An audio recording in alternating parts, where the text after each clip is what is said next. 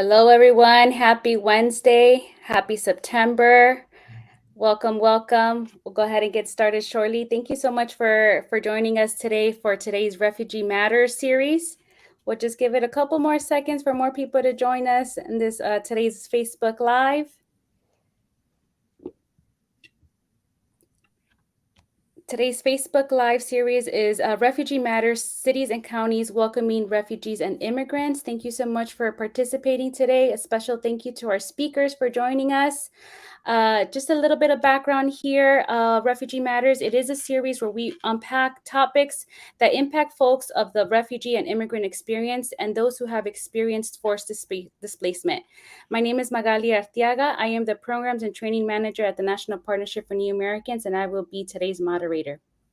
I want to thank all of our speakers for joining us today, and I also want to extend a warm welcome to all of our viewers watching us on StreamYard, Facebook, Instagram. Please remember that if you are unable to register on StreamYard, you can also join us on Facebook Live and Twitter, either on our We Are All America or NPN8 channels. You can view us join us via NP New Americans on Facebook and Twitter, or We Are All America on Facebook, or We Are All USA on Twitter. So many ways for you all to joining us today, and you can also watch us after. Today's episode is really exciting because this week we are kicking off the 10th anniversary of our Cities and Counties for Citizenship initiative, a national network of over 110 cities and counties working together to advance naturalization and immigrant and refugee inclusion programs at the local level across the country. The CC4C is a nonpartisan network that aims to increase citizenship among eligible U.S. permanent residents and encourage localities across the country to invest in immigrant and refugee inclusion programs. In honor of the 10th anniversary and to encourage more eligible residents to naturalize, those that are over 9 million eligible to naturalize, CC4C has released a 10th year anniversary video, which features some of our CC4C mayors and commissioners from across the country and promoting various partners who are hosting local events nationwide and participating locations such as San Francisco, San Antonio, Las Vegas, Tulsa, Kansas City, and more. These events will include a variety of press conferences, citizenship workshops, oath ceremonies, and more. We will hear from one of our CC4C partners in just a few minutes and what they have planned in honor of Citizenship Day this month. But for those watching and listening, we do encourage you to visit our site where you can find a local citizenship event happening near you. And we'll drop that into the comments shortly. But to kick us off today and to hear more about our speakers, I'd like to turn it over to hear from our speakers today. And I'll start off with Mayra Montero to introduce herself and tell us a little bit more about what the City of San Antonio has planned this month in honor of Citizenship Day and Welcoming Week, and how, as a CC4C partner, you're helping celebrate the 10th anniversary of CC4C. So Mayra, I'll turn it over to you. Thank you so much, Magali. Thank you all for being here today. My name is Mayra Montero, and I'm the City of San Antonio Immigration Liaison. It's a pleasure to be here today. And a little bit about what my mission here is in San Antonio. My mission is to build a welcoming city where immigrants can belong, can thrive, can really feel like they belong in San Antonio.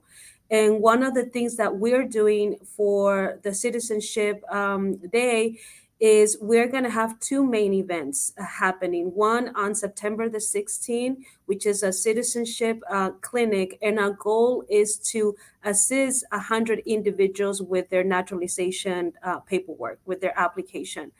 The second piece is having a naturalization ceremony at our convention center. And the goal is to naturalize 800 individuals, and we're really excited about this because this event, it's a collaboration between the city, between USCIS, between our federal courts, and all our partners really that make San Antonio that kind of place where we truly feel we want our immigrants and refugees to feel welcome. One way that we supported the 10-year anniversary was our mayor, Ron Nirenberg, recorded a video. And I'm sure that video will come soon. And in that video, he congratulates, and NPNA, and also it highlights the work that we're doing here in San Antonio, our immigrant work, but it also provides a gratitude really to our local partners, because without them we wouldn't be able to do the work that we do as a city. So those are some welcoming weeks and citizenship days that we are going to be doing in San Antonio. Thank you. Thank you so much, Mayra. We're really excited to be working with you in the city of San Antonio to elevate Citizenship Day events. Really impressive, the 800 number, which we're seeing that there are almost 1 million people eligible to naturalize in the state of Texas. So everyone's doing the work there. So really, really excited to see that happening, and just collectively celebrating to kick off CC4C's 10th anniversary. Now I'd like to turn it over to our friend Daniel Valdez from Welcoming America, and to hear a little bit more about Welcoming Week, which is right around the corner. Daniel, tell us a little bit more about what is Welcoming Week and how and can communities participate. Yeah, thank you so much, Magali. Good afternoon, everyone who's tuning in. Daniel here with Welcoming America. I'm the Chief External Affairs Officer, and we, Welcoming America, supports local communities in creating more welcoming and inclusive places for all, particularly immigrants and refugees. And we are celebrating 11 years of Welcoming Week. So, first, congratulations on your 10th anniversary. We're proud to be partners of MPNA, of cities and counties for citizenship, of We're All America. It's always great to be partnering with you all on all of the amazing work that y'all are doing as well at the local level. Welcoming Week this year, as I said, we're celebrating 11 years of Welcoming Week. It's going to start this Friday, September 8th, and it goes through September 17th, which encompasses Citizenship Day as well. And Welcoming Week is an annual campaign and a celebration to showcase the movement of communities that are striving to be more welcoming places for all, particularly for immigrants, newcomers, refugees. It was launched in 2012 by Welcoming America and our members. The city of San Antonio and Turk have been members of Welcoming America for a really long time. It's great to be here with you all as well.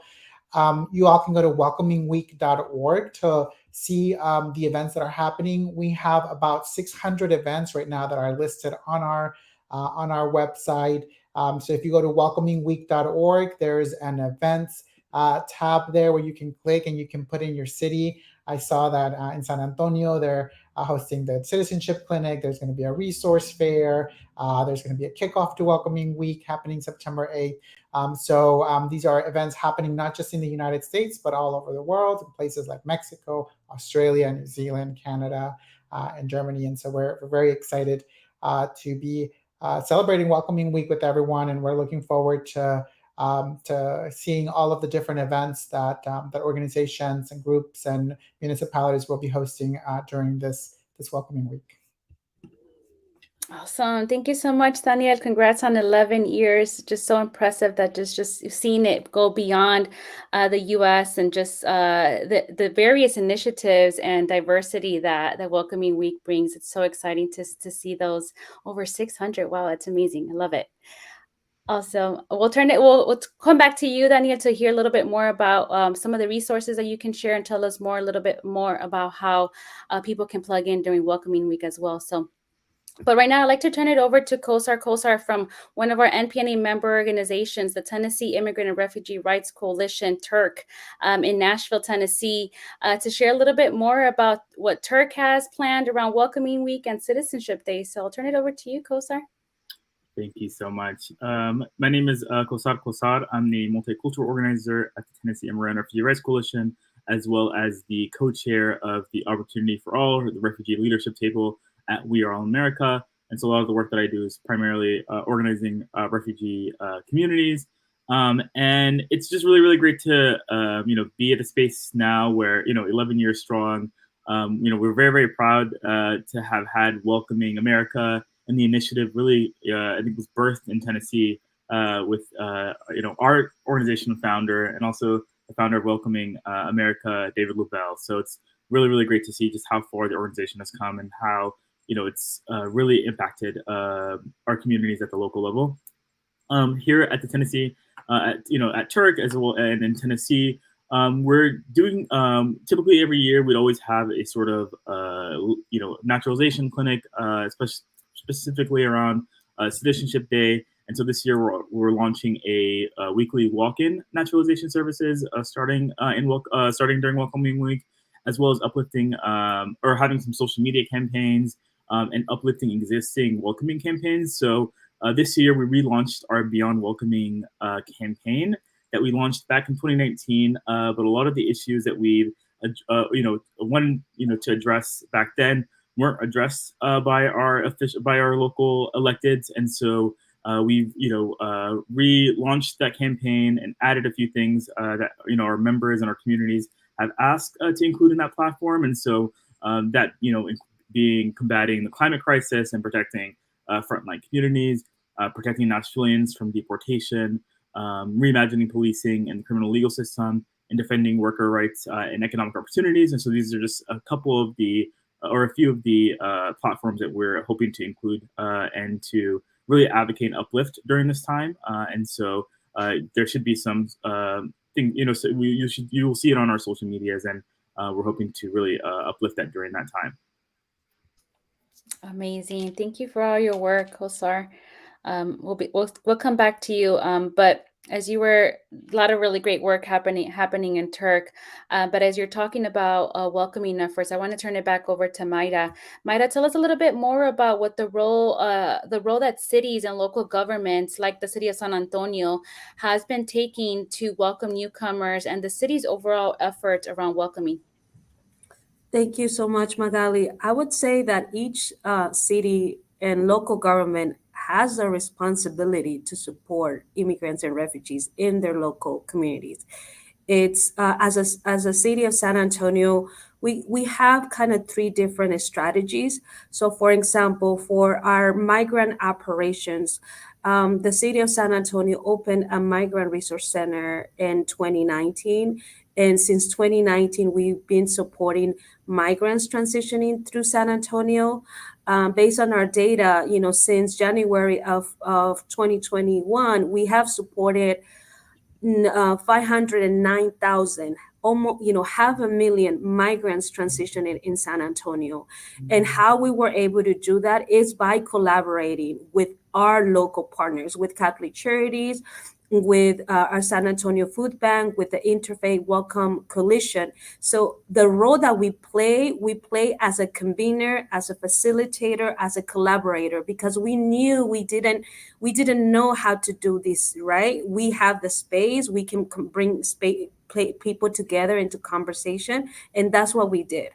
The other role that we play is making sure that we have investments for our legal services to make sure our immigrant and refugee neighbors have access to legal resources, to case management, to other support systems that they need to integrate as they're living in San Antonio.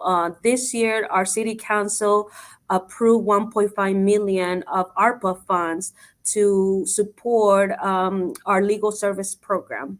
Then the other bucket that I would like to talk about is the Office of Immigration Liaison, right? The work that I do.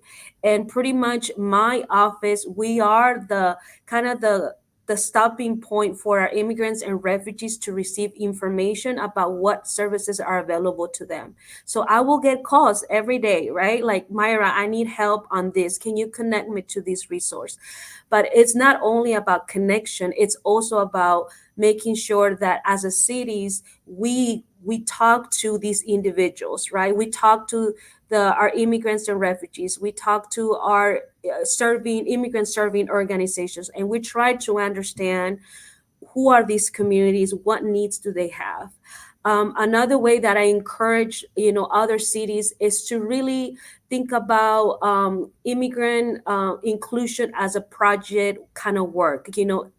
Migration changes. There's different needs every month, or every other month, so we have to adapt. So one way we do that, I convene an immigration stakeholder group every month, where we're trying to think about, okay, what are we seeing locally, where do we need to strategize? What other partners we need to bring into these discussions to build capacity in order to, help everyone else.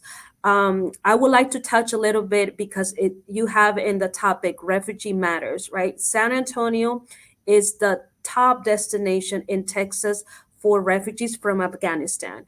And since after, the fall of the Taliban, we came together to figure out how we're going to support resettled refugees coming in San Antonio, right? So we collaborate. We need to make sure that they had clothing, furniture, all these necessities when they came. Now that they've been here for almost 2 years, right?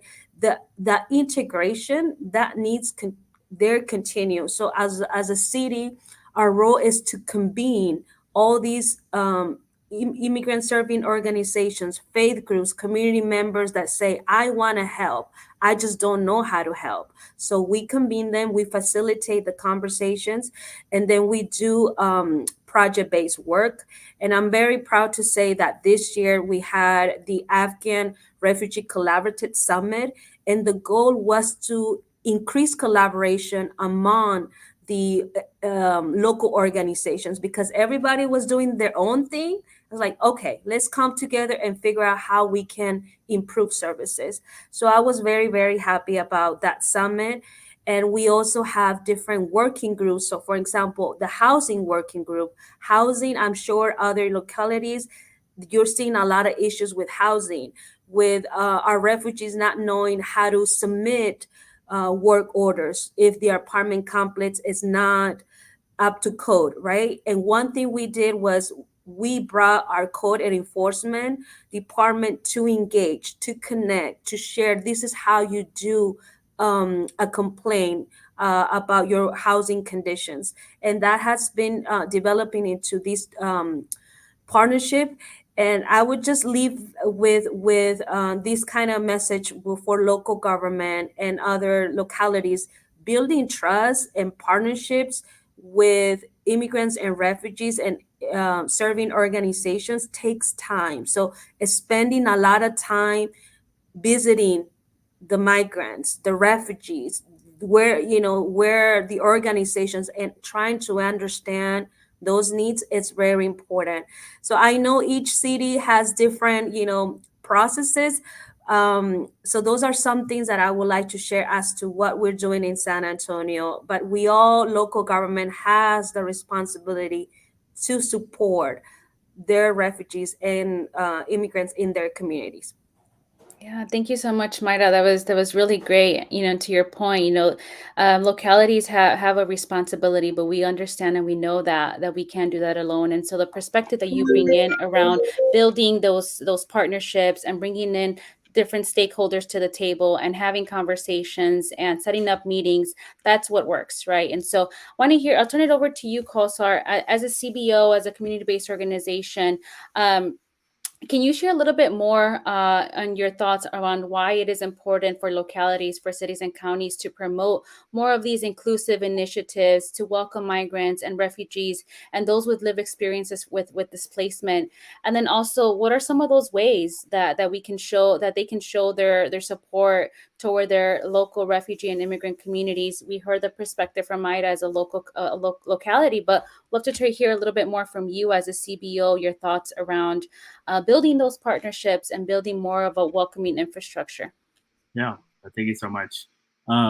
Immigrants, refugees, and those with lived experiences are a net positive for our communities and for our country. There's a lot of research to back that up. They've immensely contributed to the country's economic growth, cultural diversity, and just the general social fabric of our country.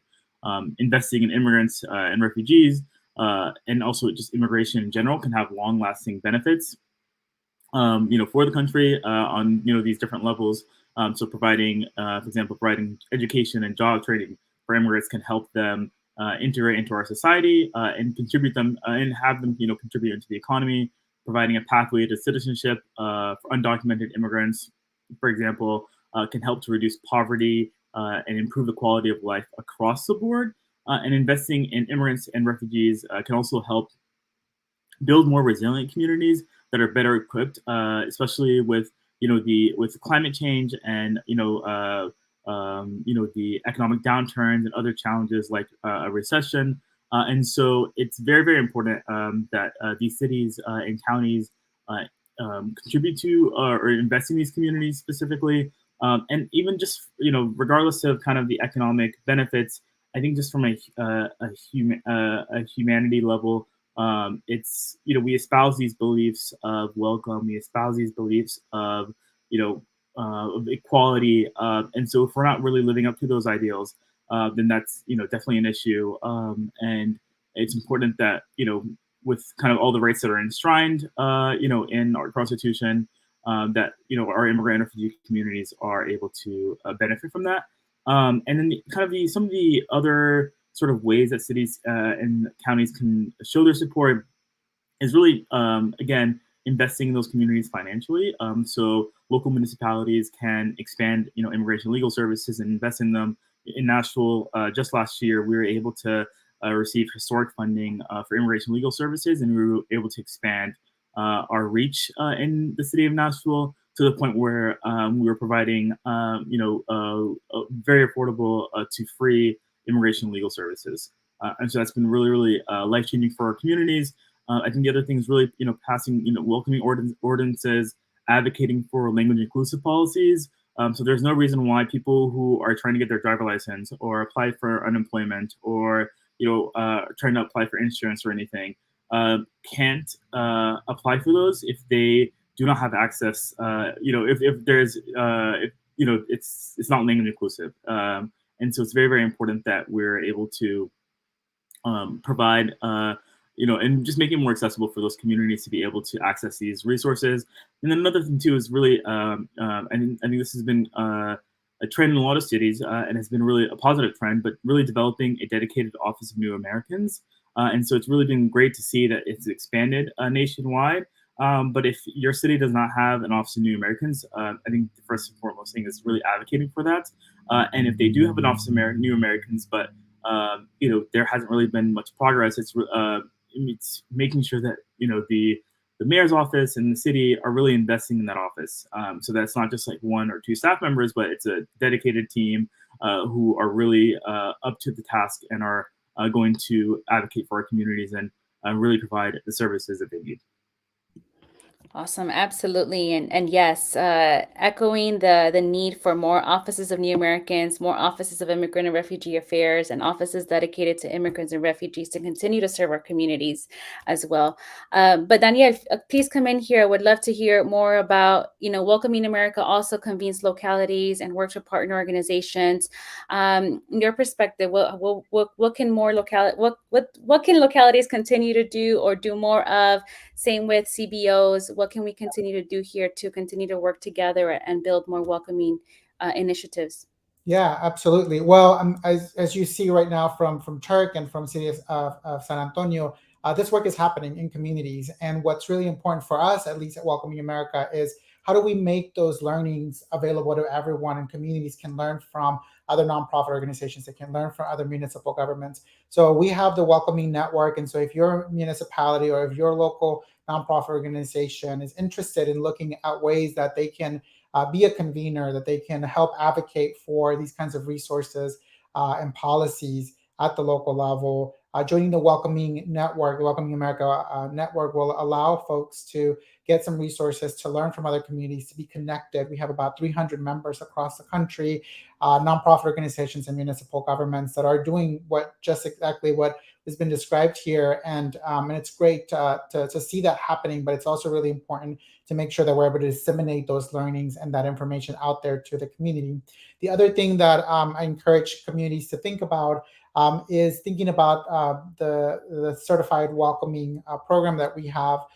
This is a certification based on a standard that was developed with input from all kinds of different folks, from academia to researchers to advocates, immigrants themselves, refugees. We had so many folks create a roadmap, basically, what it means to be a local community. It's divided into 7 framework areas with recommendations. And this could be used by certainly by local NGOs, but also it's really meant for municipal governments. If they say they're welcoming we want to make sure that they're able to look at the welcoming standard and see that they're having the kinds of programs, policies, and practices at that local level to really help newcomers, immigrants, refugees be able to participate fully in their economic, cultural, and civic aspect of their local communities. And so I encourage folks to look at our certified welcoming program for municipalities and the welcoming standard, which lays out sort of the kinds of programs and policies that local communities should have in place. And that includes things like offices of New Americans or Office of Immigrant Affairs, dedicated resources, intra-agency collaboration, right? It's not just enough that that there is a department that's outward facing and that is providing support to newcomers, but also how are you helping other departments across your municipal government think about language access, think about all of the ways in which their programs and their policies are impacting newcomers at the local level. So the welcoming standard, as well as our certified welcoming program, is a great way for communities to really think about this work. And I know San Antonio and Turk have been really active members in our network, and we've used a lot of the work that they've put out to make sure that that gets disseminated and other communities can implement some of these the programs and initiatives as well. And if I could add one thing, yeah, of course. With kind of the gridlock that we're seeing at the federal level, and kind of some of the lack of action that we've seen from the Biden administration, it's really up to cities and counties to really step up to the plate and be the leaders and to really fight against encroaching authoritarianism that we've seen, especially in a lot of states in the South. So, for example, Tennessee, we've really been fighting against a very authoritarian state legislature. And so it's really, really important that, if we can't get anything done at the federal level or even at the state level, that, our cities and counties are really defending our immigrant and refugee communities. And so it's very, very important that they really step up to the plate and fight for our communities. Magali, may I add to the point of Kosar and Daniel? Absolutely. Absolutely. Texas, we are also like a red state, right? And a lot of the work that we have done, it's because of our local response. We knew that we couldn't account for a lot of the federal or even the state support. So what we have in San Antonio is because local government, community partners, organizations came together with the duty of we want to help, right? We want to really help our immigrants and refugees. And in regards to Welcoming America, San Antonio is a member of Welcoming America for a couple years. And what I would say is that they're great in providing technical support for any really questions. Like it could be really anything, to be honest, that you're trying to do locally. But also, I'm happy to say that we're going to be going through that certified process, which is it's really going to tell us what we're doing well and what we're not doing so well, and what are the areas and how we can get there, right? And I think that certification, if any local government, I encourage all local government counties to sign up for that. And if you're, just so that where you are. And like Daniel said, it's a roadmap. I think one thing at the end of the day, it's all about equity. I believe it's everybody, it's deserves equal access, equal opportunities. And as a local government, it's not, it's also to teach other city departments about the importance of, engaging and connecting with those members with our immigrants and refugees, but also thinking about how our programs are really supporting our immigrants and refugees, how our practices, how the way we conduct ourselves, it's supporting these communities. So I just wanted to echo to that, and congrats to COSAR what's happening in your city and amazing work that you're doing, and as well as to Welcoming America.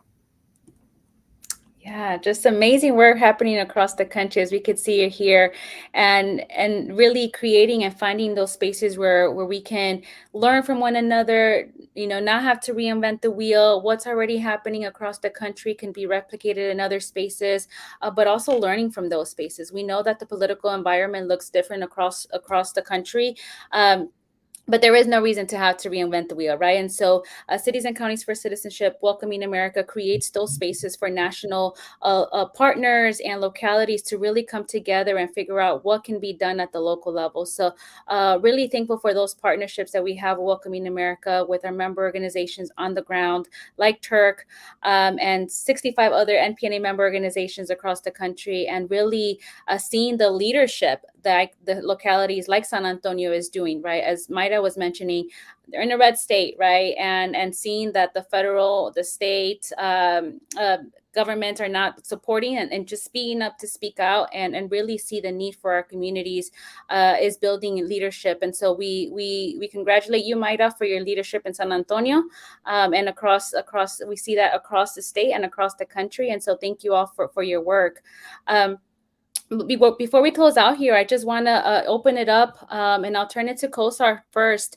For all the audience here, what is one lesson that you would like the viewers to take away from today's episode?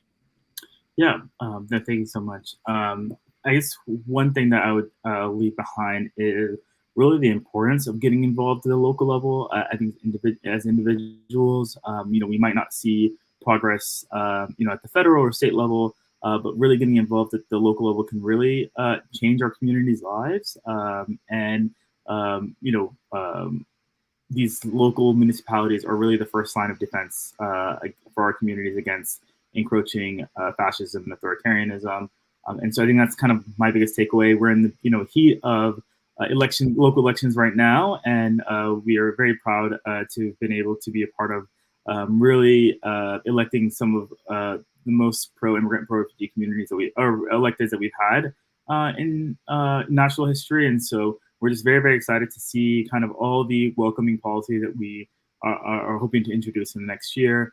But I think that's kind of my biggest lesson and or just takeaway from this, just really getting involved at the local level and fighting for change. Thanks, Kosar. Maida, I'll turn it to you. What's one lesson do you would like the viewers to walk away from today? Well, I would say that immigrant integration is a multifaceted process. Really, like for really an immigrant and refugee to feel like they fully are integrated and they belong, it does require a time. It does require a very strong local infrastructure. Um, and I would say one lesson is, if for really any immigrant affairs offices out there, is to really expend a lot of time knowing those communities, right? Visiting the staff, the clients, really listening to how my life is in my city as an immigrant and refugee. And so it's spending a lot of that time. For local government, it takes time to develop trust and relationships. So that's why it's so important that local government spends time on engaging and connecting and developing that trust. So for any immigrant affair office, take it by day, really, by event, by project, because like I mentioned, immigrant integration is a multifaceted, long process. So that's my piece of advice. You got it. You will get there. And that's all. Awesome. Thank you so much for that. And Daniel, what's your takeaway for today? Yeah, I mean, I will echo what Kosar and Mara have already mentioned. This is a lot of work. It's multifaceted. It's multi-sector. But also making sure that we are thinking about how to celebrate our communities and our contributions. And I hope that for folks who have welcoming week events happening in their communities, that they participate, that they attend these events to learn, to meet other folks.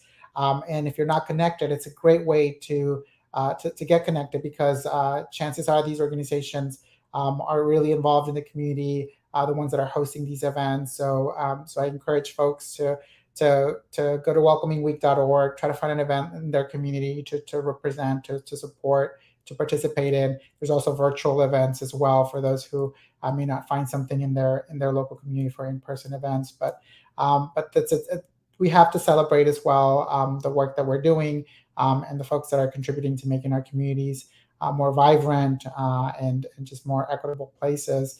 It's a lot of work to do, and I just thank you all for having us, and wishing everyone an amazing welcoming week and a great Citizenship Day. Thank you, Daniel, and congratulations to all of you here as well, the speakers. You know, if this is not possible without your leadership, without the work that you're doing day in and day out, and so also take time to celebrate yourselves. You know, we know September is going to be a busy month with Citizenship Day and elections and welcoming week. So also hoping to find some time to celebrate yourselves, because like you both, all of you said, you know, it's a lot of work. But would like to thank all of our speakers for joining us today again. Thank you, Kosar. Thank you, Daniel. Thank you, Mayra. I'd also like to thank the We All America for giving us the opportunity to collaborate further and speak more about cities and counties for citizenship. Thank you for letting me host today's Refugee Matters Facebook Live, and our Cities and Counties for Citizenship program that is available through NPNA, and our friends at Welcoming America for joining us today. Before we wrap up, I just want to encourage everyone here to get further involved in our work. If you're a locality interested in learning more about Cities and Counties for Citizenship, you can visit us at cc4citizenship.org, where you can find more resources for your localities. And don't forget to follow our speakers here on our Welcoming America, Turks, and San Antonio's Facebook pages, Twitter pages, Instagram pages, and always check out our We All America on social media, and check out our link tree for more episodes. But once again, thank you, Daniel. Thank you, Kosar. Thank you, Mayra. And everyone, have a great evening. Enjoy. Happy September. Thank you. Thank you. Bye.